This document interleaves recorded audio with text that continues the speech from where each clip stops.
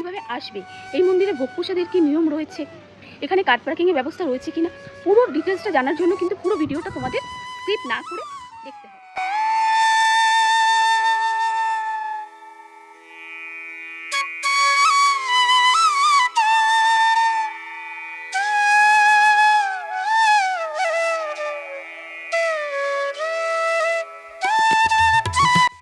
Hello বন্ধুরা, welcome back to my channel. আমি জোসনা, আমার চ্যানেল অজানা শহরের পক্ষ থেকে তোমাদের সকলকে অনেক অনেক ভালোবাসা রইল।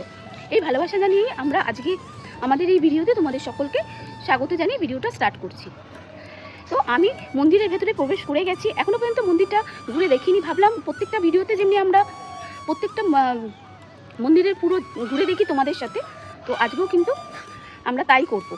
তো তার আগে কিছু বলে রাখি, এই মন্দিরে তোমরা বন্ধুরা কিভাবে আসবে, এই মন্দিরে ভোগ প্রসাদের কি নিয়ম রয়েছে, এখানে কার পার্কিংয়ের ব্যবস্থা রয়েছে কিনা, পুরো ডিটেলসটা জানার জন্য কিন্তু পুরো ভিডিওটা তোমাদের স্কিপ না করে দেখতে হবে, তার জন্য সঙ্গে থাকতে হবে। আর এই মন্দিরটা এক শক্তিপীঠ হিসাবে ত্রিপুরায় খ্যাত। আর এই যে মন্দিরটার নাম আমি বলছি, শ্রী শ্রী ত্রিপুরা সুন্দরী মন্দির। এই মন্দির কলকাতায় একটি মাত্রই মন্দির রয়েছে, যেই মন্দিরে আমরা দাঁড়িয়ে রয়েছি। তো চলো আর কথা না বাড়িয়ে এবার ভিডিওটা স্টার্ট। হাই বন্ধুরা, কেমন আছো তোমরা? আশা করছি সকলেই ভালো আছো। এটা বোড়াল হাই স্কুল, আর ঠিক এই হাই স্কুলের পাশেই রয়েছে শ্রী শ্রী ত্রিপুরা সুন্দরী মন্দিরের তোরণ। আর এই মন্দিরের তোরণের যে রাস্তাটা গেছে, এখান থেকে 3-4 মিনিট হেঁটেই পৌঁছে যাবে তোমরা এই মন্দিরে, যেটা রয়েছে মা ত্রিপুরা সুন্দরী মন্দির। আগেই বলে দেওয়া হলো, কলকাতার শ্রী ত্রিপুরা সুন্দরী মা শক্তিপীঠ মন্দির এবং আগরতলা ত্রিপুরা সুন্দরী মন্দির এক নয়। কলকাতার মন্দিরটি বোড়াল এলাকায় অবস্থিত। আজকে মেট্রো রেল যে টালিনালার উপর দিয়ে চলে গেছে, সেই নালা এককালে ছিল ভাগীরথী নদীর মূল শাখার সাথে যুক্ত। আর এই সমগ্র দক্ষিণ কলকাতার এলাকা ছিল সুন্দরবনের অন্তর্গত। এই নদীর গতিপথের ধারে ধারে গড়ে উঠেছিল অনেক পুরনো ছোট ছোট নদীবন্দর, যেটাকে কেন্দ্র করে গড়ে উঠেছিল গ্রাম ও জনপদ। দক্ষিণ কলকাতার কাছে গড়িয়ার কাছে বোড়াল এইরকমই একটা জায়গা। এখানে রয়েছে একটি মন্দির, যা দেবী ত্রিপুরা সুন্দরী নামে উৎসর্গকৃত। মন্দিরটি আর প্রতিমাটি খুব বেশ পুরনো না হলেও জায়গাটির ইতিহাস বহু বহু পুরনো। সেই বর্ণনার আগে আমি এই ত্রিপুরা সুন্দরী দেবীকে সেই ব্যাপারে একটু আলোকপাত করব। আদ্যাশক্তি মহামায়ার 10টা রূপকে বলা হয় দশমহাবিদ্যা। এই মহাবিদ্যার তৃতীয়া দেবীর নাম ষোড়শী বা নামান্তরে ত্রিপুরা সুন্দরী। আজকে এই ভিডিওটা ছাড়ার উদ্দেশ্য হচ্ছে, আজ হলো ফলহারিণী অমাবস্যা। এই দিন রামকৃষ্ণদেব দেবী শারদাকে ষোড়শী রূপে পূজা করেছিলেন। তাই আজকে তোমাদের জন্য এই ভিডিওটা আমরা নিয়ে এসেছি। চলো আবার ফিরে যাই ইতিহাসে। স্বর্গ, মর্ত ও পাতাল, এই 3 পুরের কর্ত্রী তিনি। শ্রী শ্রী পঞ্চাননদেব ওনার ভৈরব। গড়িয়া বাজার থেকে যে অটো ছাড়ে, সেটা নিয়ে যাবে আপনাকে বোড়াল হাই স্কুলের সামনে। সেখান থেকে পাশে রাস্তা দিয়ে হেঁটে প্রায় 1 কিমি গেলেই পড়বে ত্রিপুরা সুন্দরীর মন্দির। রবিবারের এক বৃষ্টি ভেজা সকালে আমি আর আমার স্ত্রী এই মন্দিরে গিয়েছিলাম। বর্তমানে মন্দির এবং প্রতিমা নতুন হলেও ইতিহাসটা অনেকটাই পুরনো। 2014 সালে মন্দিরটি সংস্কার করা হয়েছে। এই মন্দিরের ইতিহাস আর বোড়াল গ্রামের ইতিহাস জড়িয়ে রয়েছে, যা যুগের পর যুগ ধরে কিংবদন্তি হয়ে আছে। এই এলাকায় আর মন্দিরের ইতিহাস পাল ও সেন যুগের। এককালে এই দেবীর মন্দিরের পূর্ব সীমা দিয়ে বয়ে যেত আদিগঙ্গা ভাগীরথী। আর দেবীর মন্দিরে ছিল নদীর পশ্চিম কূলে। সমস্ত রাজা ও বণিকরা তাম্রলিপ্ত বন্দর যাওয়ার পথে এই বোড়ালে নেমে ত্রিপুর সুন্দরীর পীঠে এসে পূজা ও রাত্রি যাপন করতেন।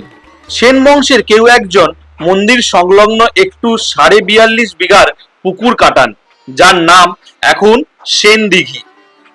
কালক্রমে মুসলমান রাজত্বকালে মগ ও জলদস্যুদের অত্যাচার আর ভাগীরথীর শাখা শুকিয়ে গেল। দেবীপীঠকে কেন্দ্র করে যে সমৃদ্ধশালী জনপদ গড়ে উঠেছিল, সেটা লুপ্ত হয়ে যায়।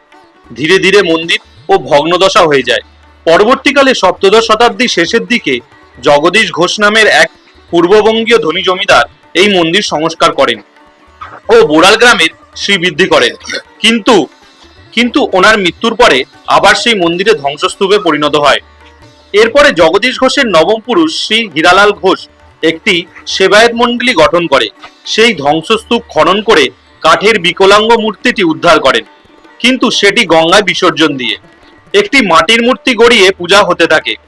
পরবর্তীকালে কুমোরটুলি থেকে একটি অষ্টধাতুর মূর্তি গড়িয়ে আনা হয়, যেটি বর্তমানে পূজিতা। মূর্তিটি খুবই সুন্দর, আর ব্রহ্মা, বিষ্ণু, রুদ্র, মহেশ্বর ও সাদা শিব এই পঞ্চদেবতার পঞ্চমস্তকের খুরের ওপরে দেবীর আসন রচনা করা হয়েছে।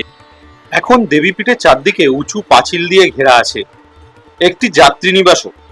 মন্দিরের অফিস ঘরের পাশে একটি আলমারিতে অনেকগুলি প্রত্নতাত্ত্বিক নিদর্শন রাখা আছে, যেগুলো বিভিন্ন সময়ের স্তূপ খোঁড়ায় পাওয়া গিয়েছে।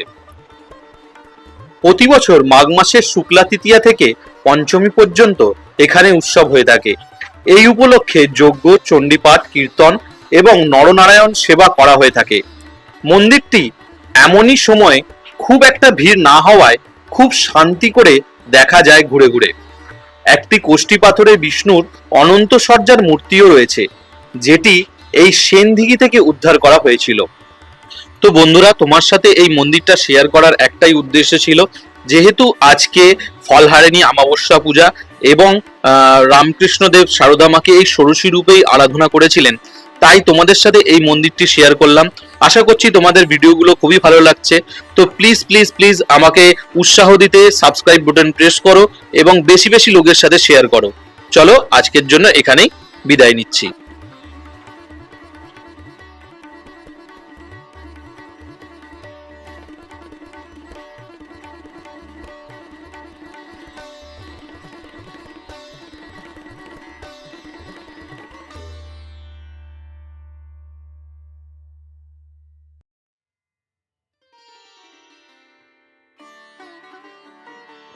তো বন্ধুরা, আশা করছি তোমাদের সকলেরই এই ভিডিওটা খুবই ভালো লেগেছে।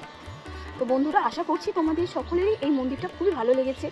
তো কলকাতার খুব কাছাকাছি একটা মাত্র মন্দির রয়েছে, ত্রিপুরা সুন্দরী মন্দির, যে মন্দিরে তোমরা আসতেই পারো। তো পুরো ডিটেলস তো আমি ভিডিওতে বলেই দিয়েছি। তো চলো আর দেরি না করে ঝটপট চলে এসো। তো আজকের মতো এখানেই আমি ভিডিওটা শেষ করছি। আবার দেখা হচ্ছে খুব তাড়াতাড়ি একটা নতুন ভিডিওতে।